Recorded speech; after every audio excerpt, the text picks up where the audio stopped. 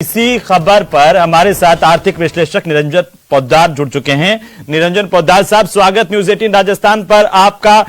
और कैसे देख पा रहे हैं इस आरबीआई के बड़े फैसले को इस वक्त आप? प्रतिक्रिया क्या है आपकी पहली? देखिए हेमंत जी, जब ये 2000 का नोट डिमोनेटाइजेशन के बाद में सरकार ने जब जारी किया था, उसी टाइम इस चीज की कयास लगाई जा रही थी कि भारत सरकार जिस तरीके से देश के अंदर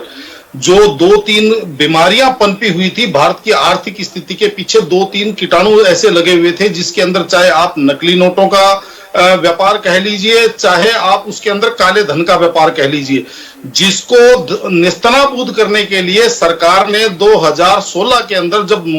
डिमोनेटाइजेशन किया था और तत्काल बाद जैसे लोगों की करेंसी क्राइसिस दूर करने के लिए सरकार ने तत्काल प्रभाव से 2-2 हजार के नोट छाप करके और मार्केट में सर्कुलेट किए थे। उस टाइम बहुत सारे लोग इस चीज का कयास लगा रहे थे कि कहीं ना कहीं ये भी सरकार की अपनी एक योजना है कि फिलहाल इसके एक पंथ दो काज होंगे। पहली बात तो समाज के अंदर करेंसी क्राइसिस कंट्रोल होगा, और दूसरी बात, जिस समय सरकार को लगेगा कि जो ब्लैक फंडर हैं, जो काले धन के जो जमाखोर हैं, जब वो अपने धन को, अपने काले धन को 2-2 हजार के नोटों के अंदर कन्वर्ट करके जब उसका स्टोरेज कर लेंगे, उस टाइम सरकार अचानक कोई ऐसा डंडा फिर चलाएगी और उनको कहीं ना कहीं नेस्तनाबूद करेगी। तो और मैं आपको एक चीज और बताना चाहता हूं हमें हेमंत जी, और वो ये है कि जिस तरीके से सरकार ने पिछले 4-5 वर्षों के अंदर अपना जो बैंकिंग सॉफ्टवेयर है या बैंकिंग नेटवर्क है उसको इतना स्ट्रॉन्ग किया है, और अब जिस तरीके से अगर कोई अनायास बैंक के अंदर अगर कोई नोटों की अगर जमाखोरी होएगी, यानी कि कोई पैसे निकाल 2-2 हजार के नोट निकाल करके बैंकों में कोई जिसको कहते हैं अस्वाभाविक रकम अगर कोई जमा कराएगा, तो वो निश्चित रूप से सरकार के पास उसकी इंफॉर्मेशन पहुंचेगी और एक आम आदमी के पास इतना नोट जमा नहीं होता। सबसे बड़ा सवाल तो जनता के पास में इस वक्त यह है कि जो समय दिया गया है आरबीआई की तरफ से, उसके बाद 30 सितंबर बाद भी क्या लीगल टेंडर रहेगा 2000 का नोट?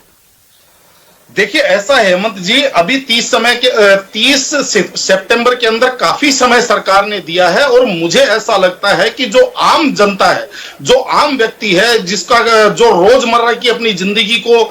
सुचारू रूप से चलाने का प्रयास करता है, रोज कुआं खोदता है, रोज पानी पीता है, ऐसे व्यक्तियों के पास, ऐसे लोगों के पास कोई बहुत ज्यादा नोट जमा नहीं होंगे। पोद्दार साहब, मैं वापिस आऊंगा, हमारे साथ बाकी के पक्ष है। पोद्दार साहब क्या कहना चाह रहे हैं?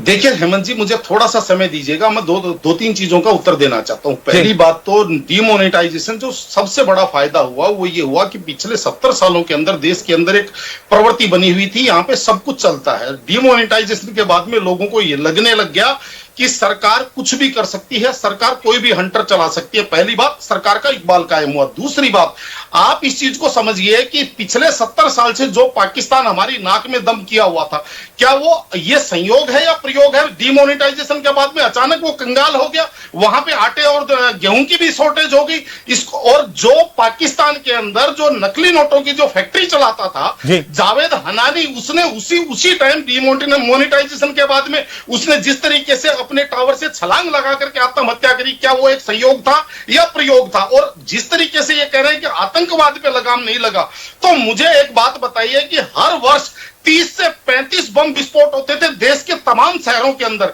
आज आपको केवल जम्मू कश्मीर के 4 जिलों के अंदर आपको आतंकवाद दिखाई देता है, उसके अलावा कहीं देश के अंदर कोई प्रत्यक्ष आतंकवाद की घटनाएं होती हुई दिखती है। इसका जवाब तो मैं ले लूंगा। आज जो 2000 के नोट को लेकर के फैसला है, उसका भी क्या पड़ोसी मुल्क में असर नजर आएगा?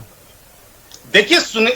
हेमंत जी, सरकार का जो 2000 का नोट बंद करने की पहले से योजना थी, लेकिन जिस तरीके से कोविड काल बीता, 2 वर्ष देश की जो अर्थव्यवस्था है वो बहुत बुरे दौर से गुजरी, और सरकार उस टाइम देश को कैसे न कैसे संभालना चाह रही थी, इसलिए जाकर के उन्होंने ये फैसला 2023 में लिया। और इसका आप जो पड़ोसी मुल्क का ये आरबीआई ने कहा कि देखिए, हमारे साथ जुड़ने के लिए, चर्चा में शामिल होने के लिए मुकेश पारिक आपका भी, तिवारी जी आपका भी, जमीनी साहब आपका भी और पोद्दार साहब आपका भी, कुल मिलाकर